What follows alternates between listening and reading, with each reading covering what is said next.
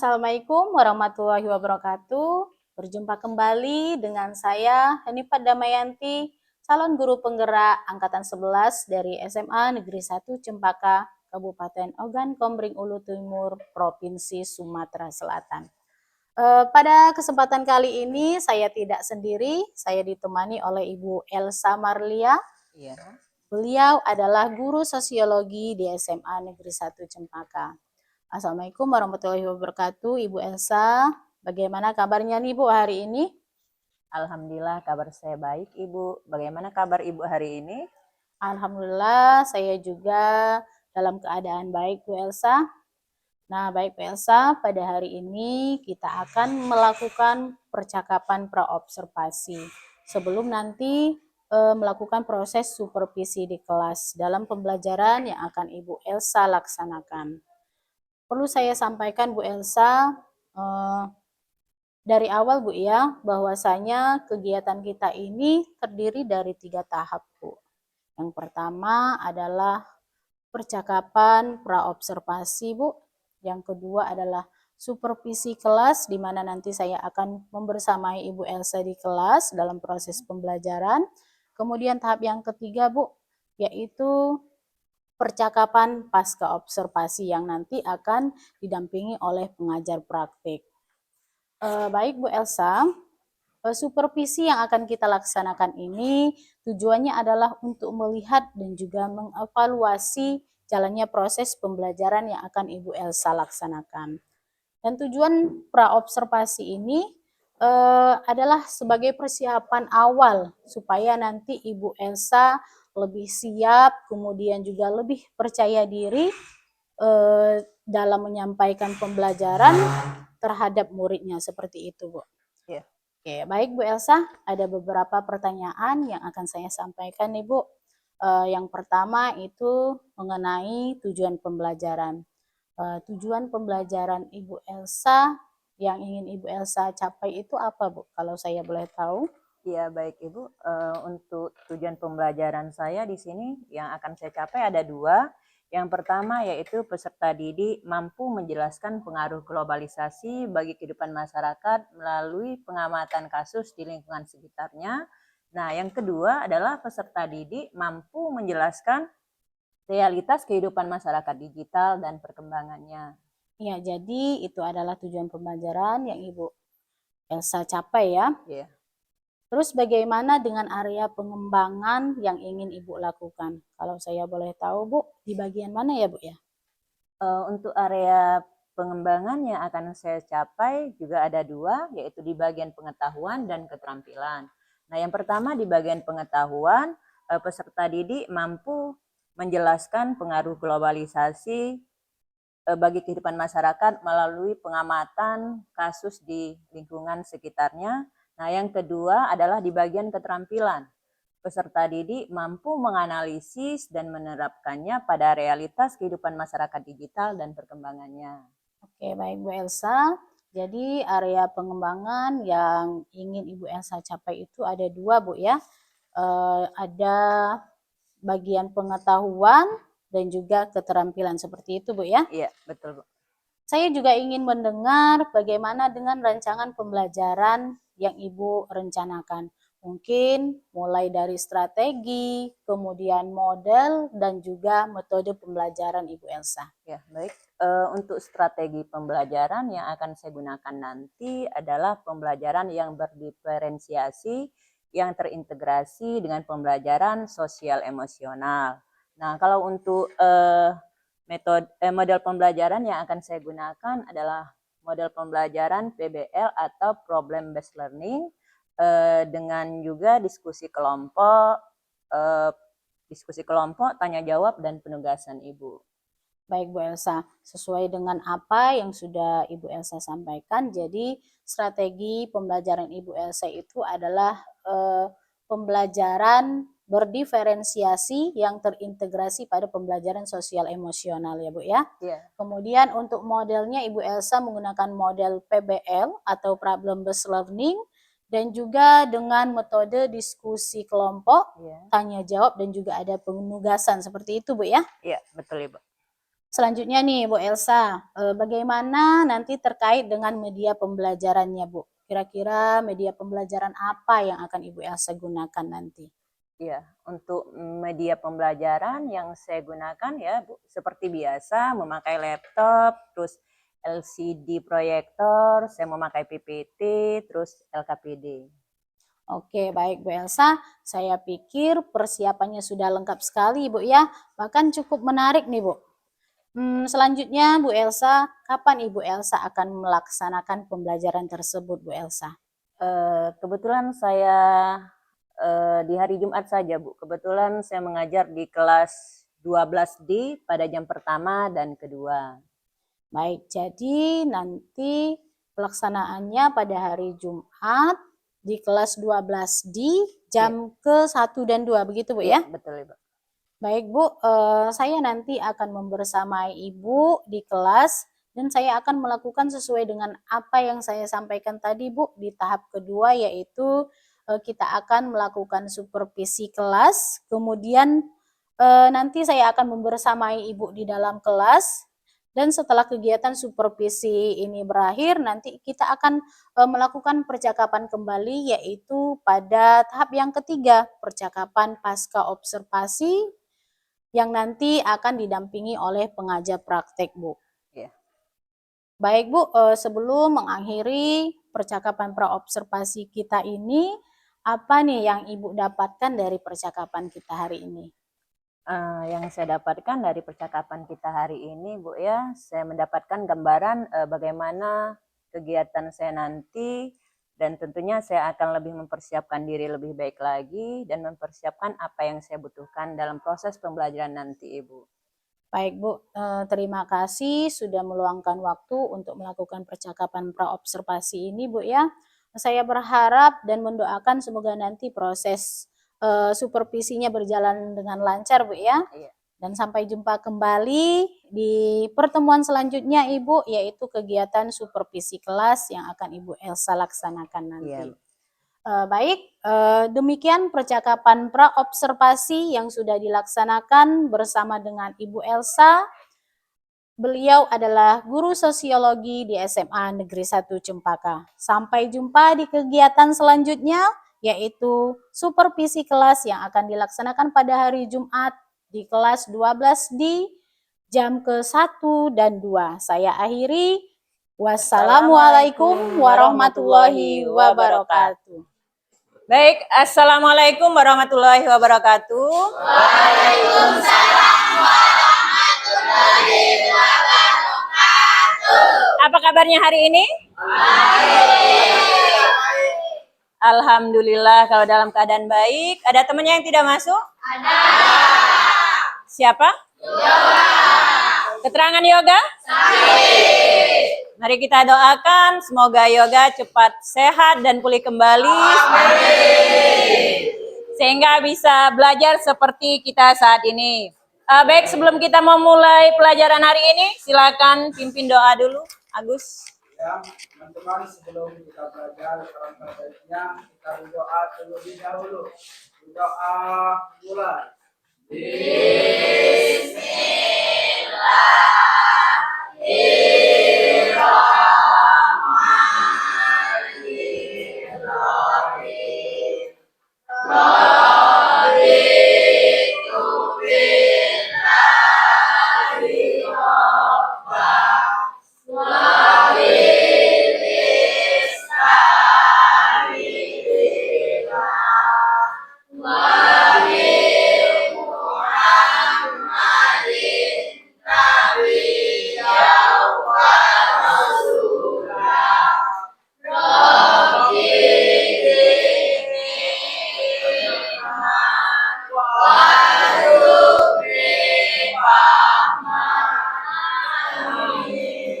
Amin. Kita lanjutkan materi kita untuk memasuki bab 2 adalah tentang globalisasi dan perubahan komunitas lokal ya. Adapun tujuan pembelajaran kita hari ini yang ingin kita capai, yang pertama adalah Ibu harapkan kalian nanti bisa menjelaskan pengaruh globalisasi bagi kehidupan masyarakat melalui pengamatan kasus yang ada di lingkungan sekitar kalian. Nah, tujuan yang kedua yang ingin kita capai adalah Ibu harapkan kalian nanti bisa menjelaskan realitas kehidupan masyarakat digital dan perkembangannya.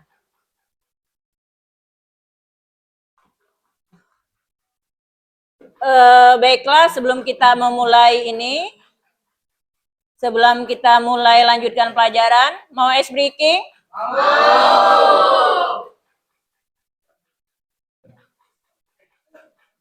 Mana ya? Yang baru ya? Iya.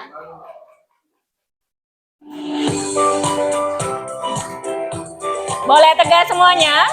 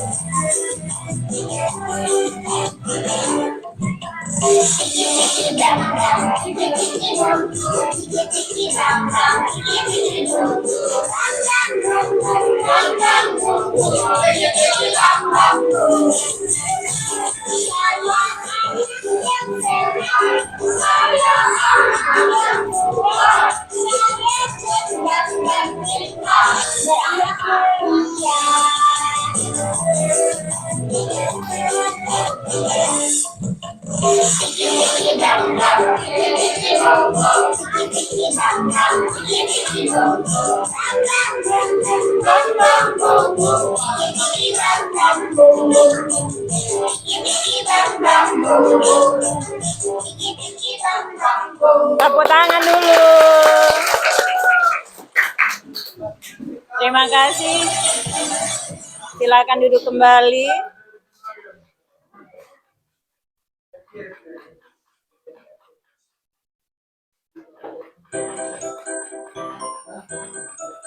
Sebelum Ibu tayangkan video, kita ini dulu materi yang minggu yang lalu itu adalah tentang perubahan sosial ya. Perubahan sosial yang terjadi pada, ada yang bisa kasih contoh perubahan sosial, perubahan yang terjadi dalam kehidupan kita dari yang zaman dulu sampai sekarang? Dalam hal memasak, contohnya adalah dari kayu bakar sampai sekarang kompor gas, sampai ada juga tahap di kompor listrik. Ada yang lagi, Agus? Perubahan membajak sawah, apa Gus? Dalam pembelajaran. Kalau dalam pembelajaran seperti apa biasanya? Waktu kalian masih SD? Menulis di papan tulis pakai kapur, terus sampai sekarang perubahannya adalah memakai LCD proyektor yang seperti kita lakukan saat ini. Nah, kita lanjutkan, materi kita adalah globalisasi. Ibu tayangkan dulu video tentang globalisasi, disimak dahulu. Di zaman sekarang ini, semua serba mudah. Hal-hal yang jauh terasa lebih dekat, mudah, dan cepat untuk dilakukan. Mulai dari belanja, belajar, nonton film, video call sama saudara di luar kota, dan masih banyak lagi. Itu semua karena teknologi. Ya, teknologi tidak hanya mempersingkat ruang, tetapi juga waktu. Globalisasi yang tanpa disadari telah merubah kehidupan kita. Jika berbicara globalisasi, sepertinya kata-kata ini sudah sering kita dengar dan dibahas banyak orang ya. Tapi, coba kita urai dulu deh. Apa sih globalisasi itu? Istilah globalisasi berasal dari kata globus, yang berarti bola yang bulat. Dari kata globus terbentuk istilah globe, yaitu model tiruan dunia atau bumi yang memberikan gambaran bentuk yang mendekati sebenarnya, yaitu bulat. Nah, dari kata globe itulah kemudian muncul istilah globalis atau globalisasi yang artinya mendunia. Jadi bisa dibilang globalisasi itu telah membuat batasan antara negara menjadi pudar karena semakin canggihnya teknologi informasi. Kenapa bisa pudar ya? Karena sekarang ini kita bisa bepergian kemana aja, kapan aja, dengan cepat dan mudah menggunakan transportasi modern seperti pesawat, kereta api, ataupun kapal pesiar. Tidak hanya transportasi saja loh teman-teman. Aku yakin kamu di sini pasti memiliki smartphone atau Android yang kalian gunakan untuk komunikasi dengan saudara atau teman jauh kalian, bukan? Nah, itu juga bagian dari globalisasi loh. Komunikasi lintas kota, bahkan negara, mudah diakses hanya melalui koneksi internet saja. Tentu, di balik terjadinya globalisasi, ada faktor penyebabnya loh. Yuk, kita bahas satu persatu. Kemarin, aku dan temanku jalan-jalan menggunakan kereta api. Mulai dari pemesanan hingga pembayaran tiket hanya melalui aplikasi saja. Biaya yang aku keluarkan pun cukup murah. Tapi, jika aku menggunakan mobil, maka akan banyak sekali biaya yang dikeluarkan. Nah, kegiatanku ini termasuk faktor penyebab globalisasi berupa kemajuan teknologi informasi dan komunikasi. Faktor penyebab selanjutnya ada menyebar dan meluasnya kapitalisme dalam kerjasama ekonomi internasional. Kamu tahu brand-brand internasional yang sudah merajalela di Indonesia? Seperti Nike, Adidas, Elizabeth, Gucci, dan masih banyak lagi. Kira-kira, jika kamu ingin membeli barang-barang brand internasional dengan kualitas original, apakah harus keluar negeri? Tentu saja tidak ya, sebab di Indonesia sudah ada outlet yang menyediakan. Dalam hal tersebut, Indonesia melakukan impor, yakni tindakan memasukkan komoditas dari negara lain ke dalam negeri. Kemenangan ideologi liberal pada tahun 1980-an merupakan masa yang menentukan bagi meluasnya kebijakan neoliberal di seluruh dunia, di mana kemenangan politik ekonomi neoliberalisme menjadi salah satu faktor juga dari adanya globalisasi. Globalisasi pasti kita rasakan setiap harinya, dari bangun tidur sampai kita tidur lagi. Globalisasi telah mengubah banyak sekali aspek kehidupan kita. Hal yang harus dilakukan oleh kita sekarang ini adalah mempersiapkan diri dari perubahan-perubahan yang akan terjadi. Nah, jadi kamu sudah mengerti kan apa itu globalisasi dan bagaimana globalisasi itu bisa terjadi? Oke, semoga bermanfaat ya. Tetap semangat belajarnya. Sampai jumpa.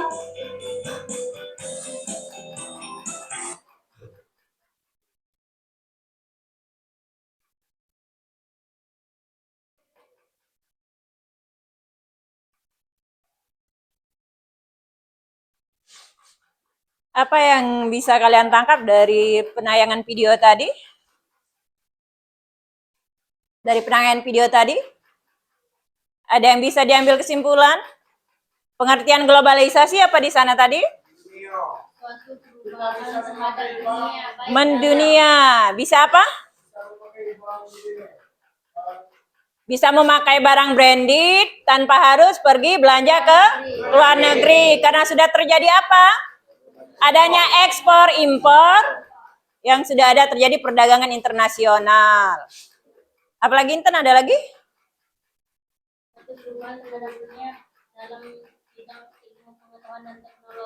Dalam bidang ilmu pengetahuan dan teknologi ya. Jadi kalau sudah ada globalisasi tidak ada batasan lagi. Tidak ada lagi batas geografi. Batas geografi seperti apa batas geografi?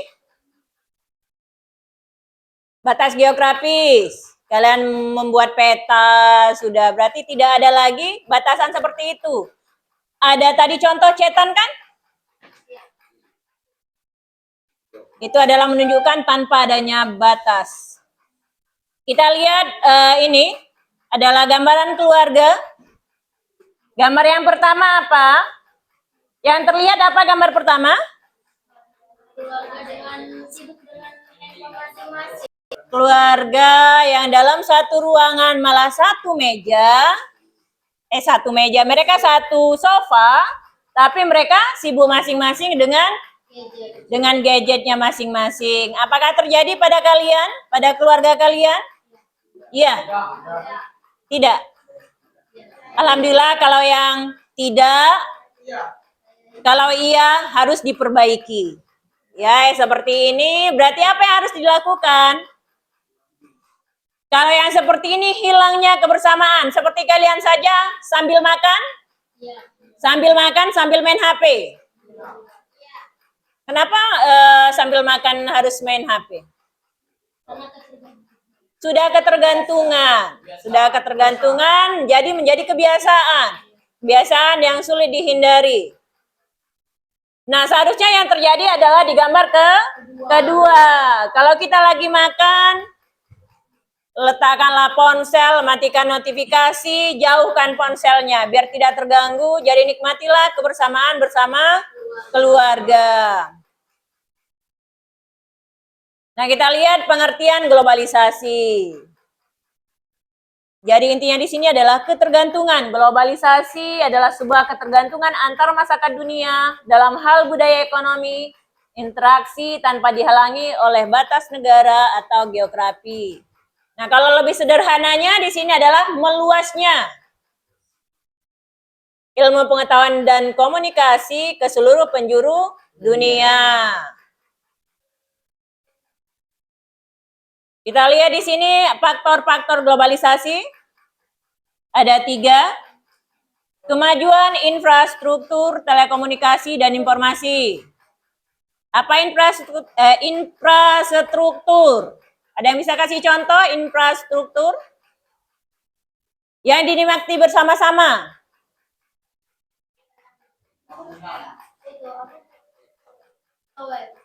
Tower. Sama-sama. Jembatan. Jalan. Sekolah.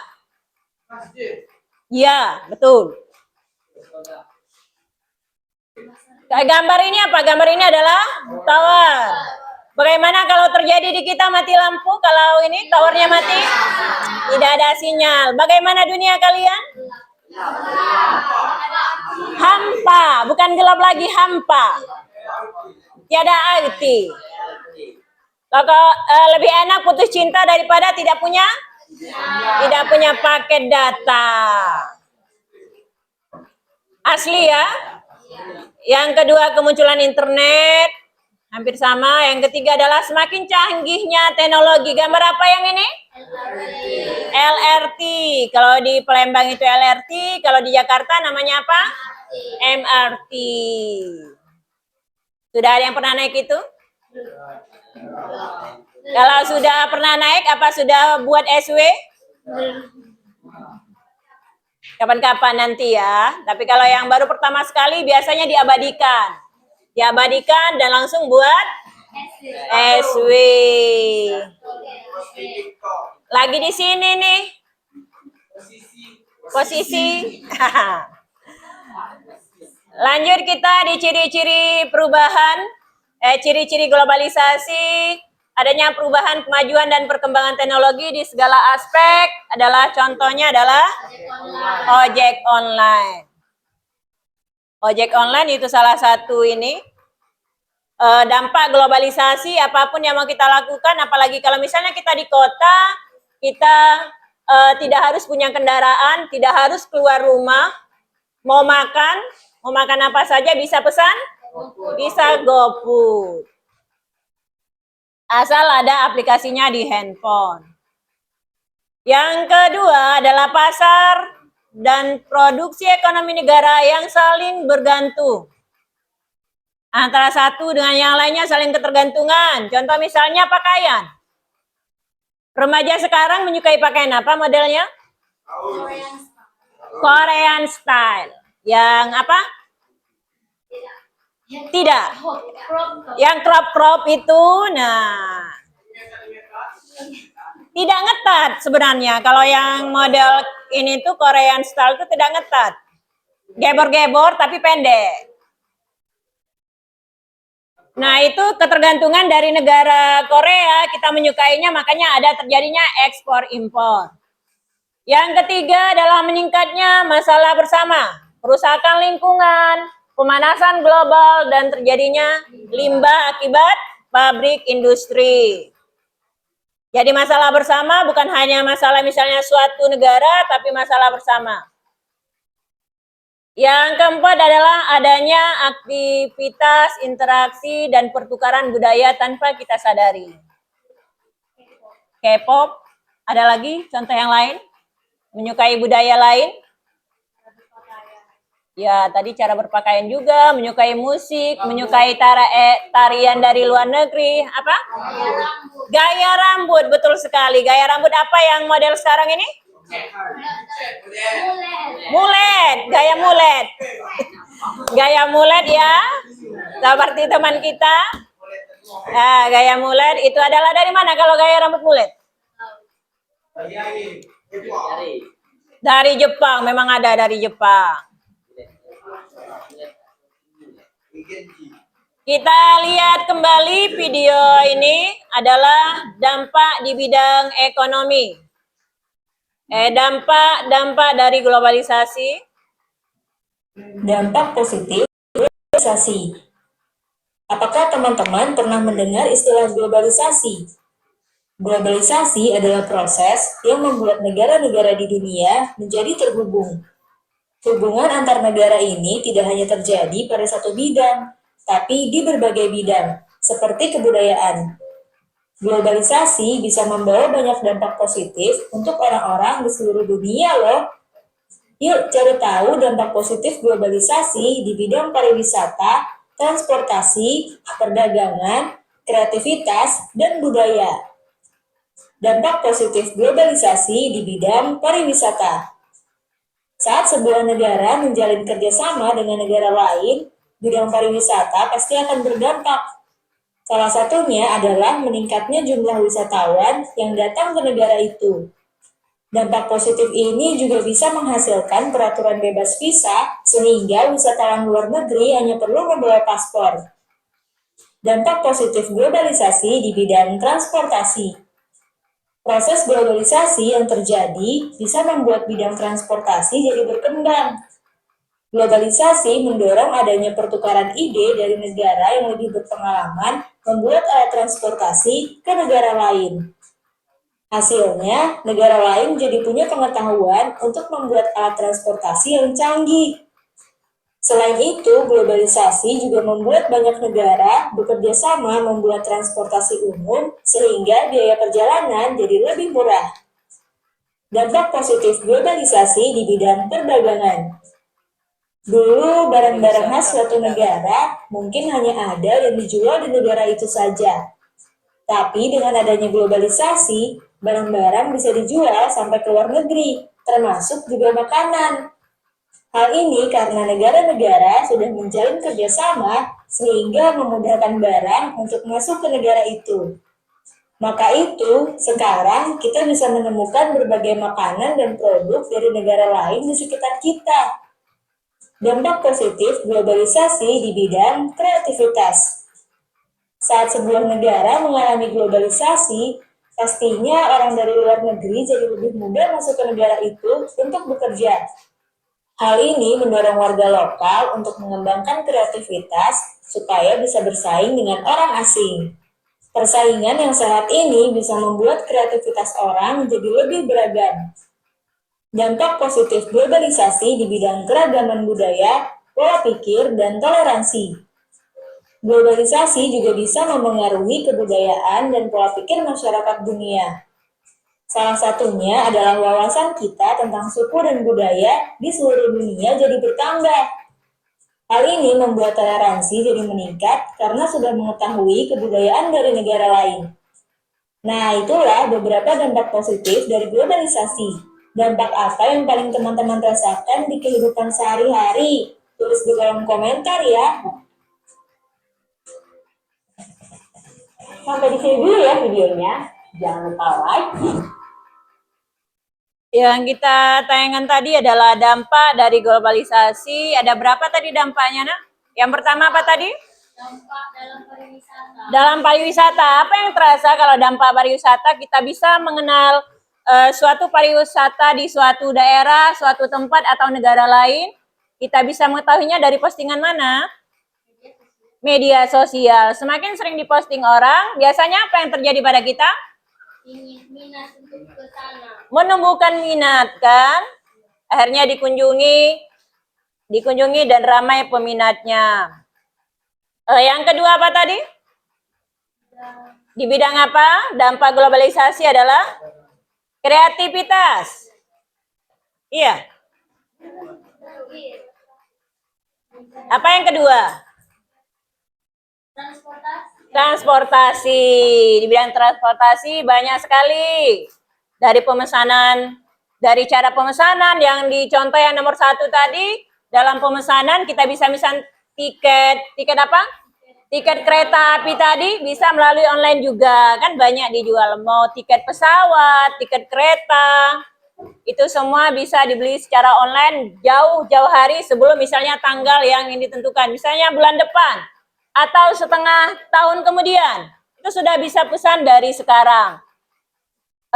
Itu lebih memudahkan kita juga diskonnya. Kalau semakin lama kita memesan, jaraknya semakin lama, itu harganya juga semakin murah.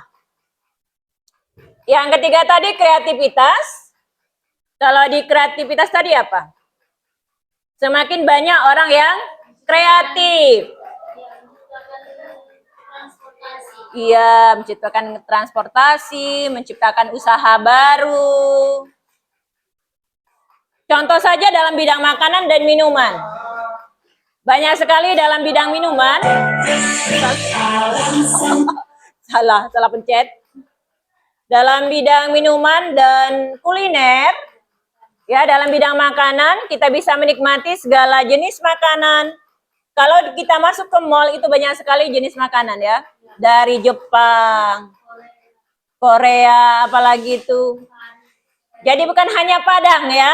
Bukan hanya yang Padang yang kita nikmati, yang biasa kita nikmati, dari negara lain juga banyak. Tanpa kita harus capek-capek jauh-jauh misalnya ke luar negeri.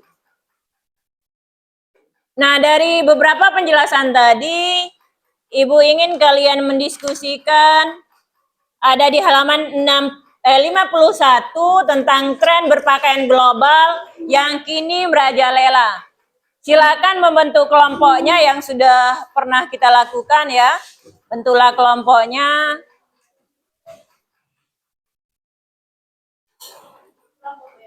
Ya, silakan bergabung dengan kelompoknya masing-masing.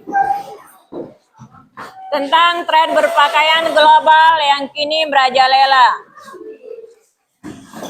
Apa yang seharusnya dilakukan oleh keluarga? Pertanyaan pertama kan? Keluarga, masyarakat, dan pemerintah. Terus pertanyaan yang kedua?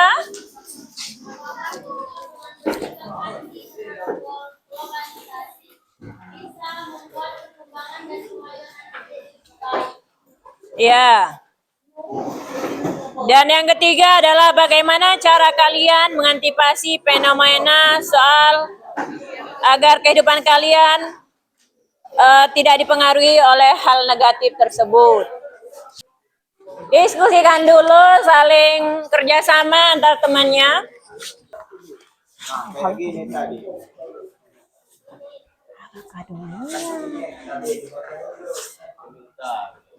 Silakan diskusikan. Bantu temannya diskusi.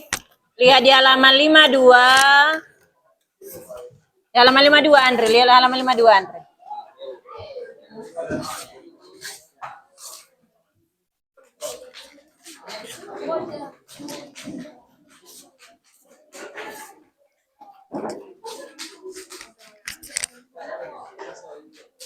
Yuda duduk di mana Yuda? Di sini saja Yuda.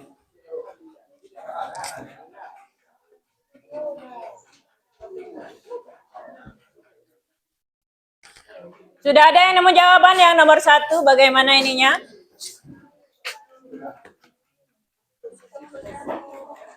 Sudah ada? Sudah ada? Nomor 1 ya, tentang bagaimana solusi dari keluarga. Masyarakat dan pemerintah. Iya, silakan. Tahu sini dijadah. Apa ya, Mas?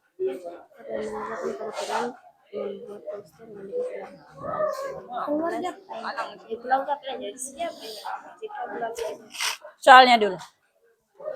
Jika globalisasi justru memberikan dampak negatif pada perkembangan jiwa anak, maka apa yang seharusnya dilakukan keluarga, masyarakat, dan pemerintah agar dampak negatif itu tidak ada?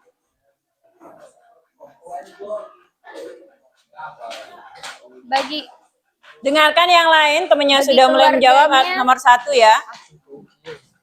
Bagi keluarganya wajib untuk melarang anaknya dalam berpakaian, perkataan, maupun perbuatan yang tidak sopan. Bagi masyarakat, dapat menegur dan menasihati apabila melihat seseorang yang memakai pakaian ketat dan seksi karena akan menimbulkan dampak negatif bagi dirinya sendiri. Dan untuk pemerintah, membuat poster yang berisi larangan pergaulan bebas atau menyimpang, menerapkan peraturan kebudayaan yang ada di daerahnya masing-masing supaya anak-anak tidak menyimpang dalam bergaul. Ya, sudah bagus jawabannya Lisa, tepuk tangan. Satu lagi jawaban ini untuk nomor 1. Satu lagi jawaban dari kelompok ini. Masih nomor 1. Ibu mau lihat perbedaannya? Ya, di sini saya akan menjawab pertanyaan yang utama. Jika globalisasi justru memberikan dampak negatif pada perkembangan jiwa anak, maka apa yang seharusnya dilakukan keluarga, masyarakat, dan pemerintah agar dampak negatif itu tidak ada?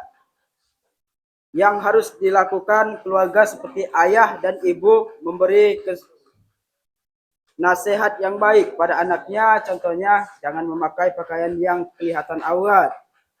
Yang harus dilakukan masyarakat, jangan terlalu terbawa oleh budaya luar seperti pakaian, biasakanlah yang pantas-pantas saja.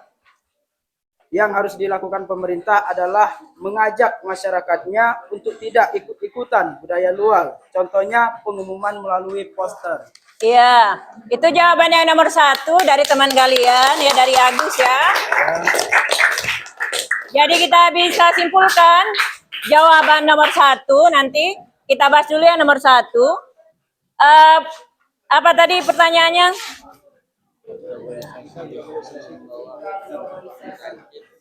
Agar dampak itu tidak terjadi, apa yang harus dilakukan oleh keluarga, masyarakat, dan pemerintah? Yang harus dilakukan oleh keluarga tadi, betul kata Agus tadi, adalah tugas dari kedua orang tua adalah apa?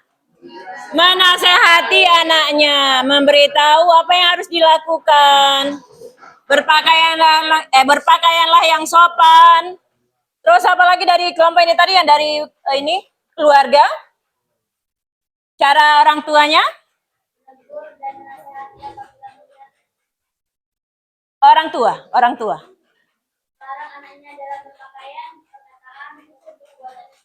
Iya, ya. Jadi ada himbauan dari orang tua.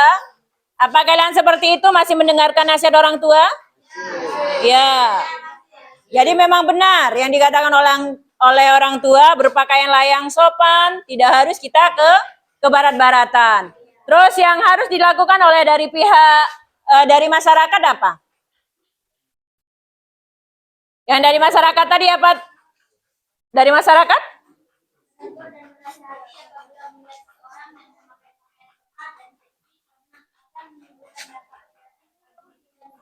Iya, jadi kalau misalnya ada tetangga yang misalnya tiba-tiba menegur kita, jangan tersinggung ya. Jangan marah. Memang itu benar yang dilakukan. Lagian juga kalau di masyarakat, ikutlah kegiatan dalam masyarakat. Misalnya apa? ada remaja masjid, ada apa lagi? Ikutlah kegiatan masyarakat. Jangan hanya melakukan hal-hal yang negatif, hanya pular kilir tidak karuan. Posyandu remaja itu adalah hal positif yang bisa dilakukan dalam lingkungan masyarakat. Terus yang ketiganya tadi adalah dari pemerintah.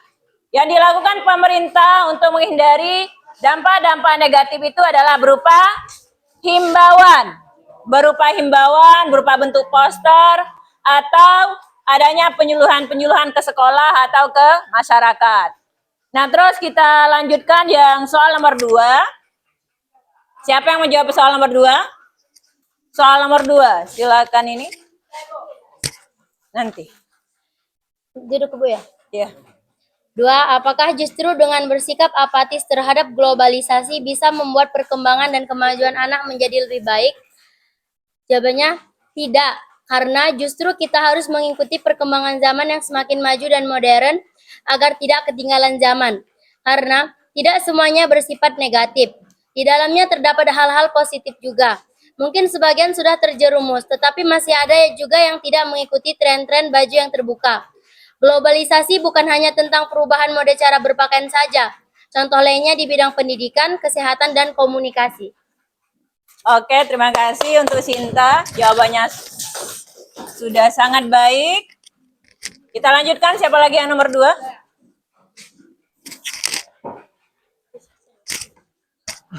Apakah justru dengan bersikap apatis terhadap globalisasi bisa membuat perkembangan dan kemajuan anak menjadi lebih baik? Tidak, justru kita harus mengikuti perkembangan teknologi agar tidak ketinggalan zaman. Tidak semuanya bersifat negatif, di dalamnya banyak hal-hal positif juga. Dampak positifnya adalah kita bisa mengetahui informasi dari sosial media yang terjadi di luar negeri. Oke, terima kasih untuk Ayu, tepuk tangan. Ya. Jadi yang pertanyaan nomor 2 adalah apakah kita harus apatis terhadap globalisasi, terhadap kemajuan zaman? Jawabannya adalah tidak, ya, tidak harus apatis karena banyak hal positifnya. Tinggal kita saja yang bisa memilihnya, memilah dan memilih mana yang baik untuk kita. Dan yang buruknya kita tinggalkan, tidak usah diambil. Nah, baik Ibu kira untuk diskusi hari ini cukup ya. Dari materi kita hari ini, apa yang bisa kita simpulkan tentang globalisasi dan dampak-dampaknya dalam perubahan sosial? Ada pada diri kita sendiri. Intinya ada? Pada diri kita sendiri. Intinya ada pada diri kita sendiri. Dalam memilih banyak hal. Apa Yuda? Merubah banyak hal. Contoh yang merubah dalam banyak hal seperti apa? Yang dulu ngapel sekarang tidak. Seperti teknologi yang Teknologi dulu jangan main HP sekarang HP. Apakah itu termasuk dampak positif? Negatif.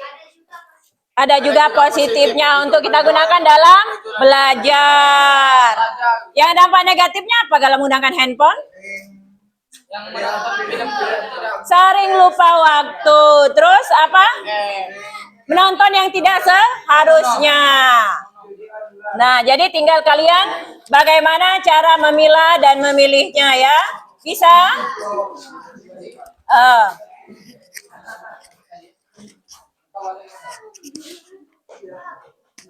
Baik, untuk hari ini kita akhiri saja.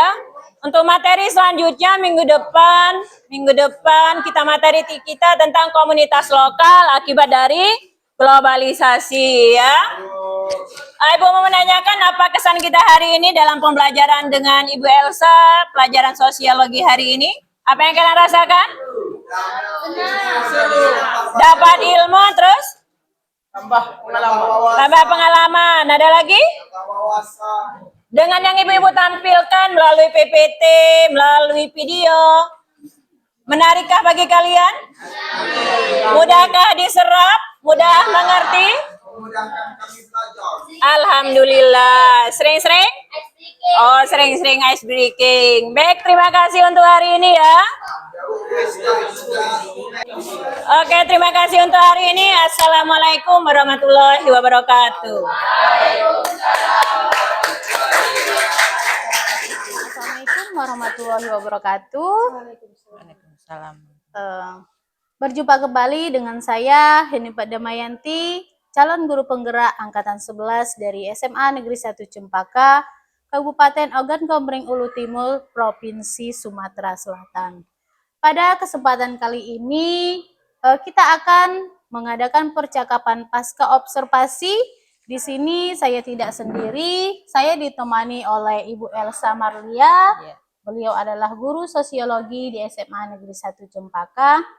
Dan juga saya didampingi oleh pengajar praktek yaitu Ibu Heni Sasue.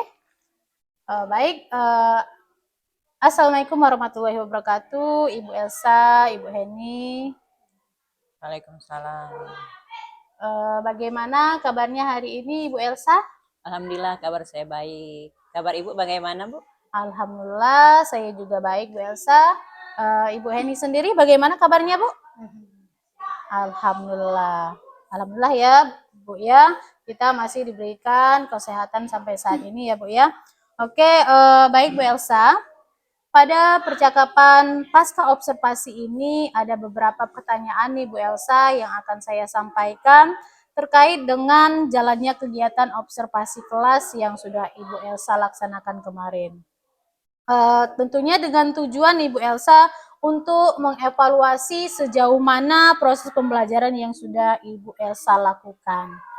Nah, untuk pertanyaan yang pertama Bu Elsa, bagaimana perasaan Bu Elsa terkait dengan jalannya observasi kelas yang sudah Ibu Elsa laksanakan, Bu? Kegiatan observasi kemarin, perasaan saya cukup lega dan juga cukup puas ya, Bu ya. Alhamdulillah observasinya bisa berjalan dengan baik. Ya. Oke, berarti perasaan Ibu Elsa sedikit lega ya, Bu ya, karena proses observasi kelasnya berjalan dengan baik dan lancar begitu, Bu ya? Iya. Oke, alhamdulillah Bu Elsa kalau sudah seperti itu. Nah, Bu Elsa, bisa Ibu Elsa ceritakan kembali area pengembangan apa yang akan Ibu Elsa capai kemarin itu dalam kelas, Bu?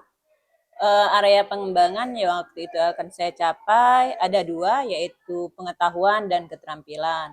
Nah, yang pertama di bagian pengetahuannya, Bu ya, itu saya harapkan dan siswanya juga sudah mampu menganalisis pengaruh globalisasi dalam kehidupan masyarakat melalui pengamatan kasus di lingkungan sekitarnya. Nah, terus yang kedua di bagian keterampilan, siswa sudah mampu menceritakan realitas kehidupan masyarakat digital dan perkembangannya. Oke, baik. Berarti area pengembangan Ibu Elsa itu ada 2, Bu ya? Iya. Yang pertama pengetahuan, kemudian yang kedua ada di bagian keterampilan. Oke, baik Bu. Kemudian Ibu, selanjutnya langkah atau tahapan apa yang sudah Ibu lakukan di dalam kelas kemarin, Ibu Elsa? Kalau langkah-langkah yang sudah saya lakukan, Ibu, dari pertama saya sudah menyampaikan tujuan pembelajaran yang akan dicapai, terus saya sudah memotivasi siswa. Yang kedua, saya menyajikan informasi yang menarik sehingga materi itu bisa disampaikan kepada siswa melalui penyajian video dan penyajian PPT. Terus yang ketiga, saya mengelompokkan siswa untuk berdiskusi kelompok. Terus yang keempat, saya membimbing siswa. Pas diskusi itu saya bimbing bagaimana cara mereka memecahkan masalah. Terus setelah diskusi, mereka melakukan apa? Mereka menyatakan jawaban mereka, pernyataan mereka, saya juga memberikan apresiasi ya. Saya memberikan apresiasi dan memberikan A+ dan juga memberikan beberapa pujian kepada mereka. Itu saja, Bu. Oke, jadi itu adalah area pengembangan yang ingin Ibu Elsa capai. Kemudian hasilnya sudah baik, Bu ya, menurut Bu Elsa? Iya. Oke, baik Bu Elsa. Nah, sekarang menurut Bu Elsa, bagaimana ketercapaian area pengembangan yang sudah Ibu Elsa sampaikan tersebut? apakah sudah berjalan dengan baik sesuai dengan harapan Ibu Elsa atau bagaimana, Bu? Untuk area pengembangannya itu sudah, saya rasa sudah tercapai ya Bu ya. Walaupun mungkin ada beberapa yang harus perlu ditingkatkan lagi. Iya. Oke, baik ya. Jadi menurut Ibu Elsa, pelaksanaannya sudah berjalan dengan baik, namun masih ada hal-hal yang perlu ditingkatkan seperti itu, Bu Iya, Elsa iya. ya. Oke, menurut Ibu Elsa nih, kira-kira kendala atau hambatan apa yang Bu Elsa hadapi ketika melaksanakan proses pembelajaran di kelas? Kalau kendala yang dihadapi itu pas saat diskusi kelompok ya Bu ya, ada sebagian siswa itu mereka hanya pasif, mereka tidak aktif, mungkin mereka tidak percaya diri. Ya. Oke, baik Bu Elsa. Jadi masih ada atau terdapat beberapa siswa yang dalam kegiatan diskusinya itu terlihat tidak aktif, Bu Iya, ya? tidak aktif. Oke, baik Bu. Menurut Ibu Elsa nih, kenapa bisa terjadi hal yang demikian, Bu Elsa? Kalau setelah saya telusuri ya Bu ya, mungkin ada beberapa siswa yang mungkin tipenya memang pendiam. Mereka misalnya dalam satu kelompok itu ada misalnya ada 8 orang. Nah, yang misalnya ada 3 itu memang terkumpul orang-orang yang memang misalnya yang memang bisa ngomong, terus mereka tangkap dalam diskusi. Nah, yang ada 5-nya itu adalah tipe siswa pendiam. Mungkin istilah kita sekarang itu ada beberapa siswa yang introvert ya, yang mereka tidak bisa berbicara di depan orang ramai. Nah, terus ada juga yang kedua, menurut saya itu siswa tersebut menganggap bahwa jawaban mereka itu tidak terlalu penting, sehingga mereka menganggap bahwa di dalam kelompoknya itu ada siswa tertentu yang memang jawaban mereka yang harus diangkat, dan jawaban mereka itu tidak benar mereka anggap. Nah, itu saja Bu. Oke, jadi menurut Ibu Elsa penyebabnya itu karena terdapat banyak tipe ya Bu ya, Iya, terhadap banyak anak tipe tersebut. Ada yang siswa. tipe introvert, Ah, kemudian ada yang anak mungkin kurang percaya diri kurang untuk percaya diri. menyampaikan Iya. pendapatnya karena mereka takut salah ya, Takut salah, begitu. Ya, intinya begitu takut Bu salah. ya. Iya. Oke, baik Bu Elsa, dengan adanya hal seperti seperti itu Bu Elsa, bagaimana rencana Bu Elsa ke depannya nanti?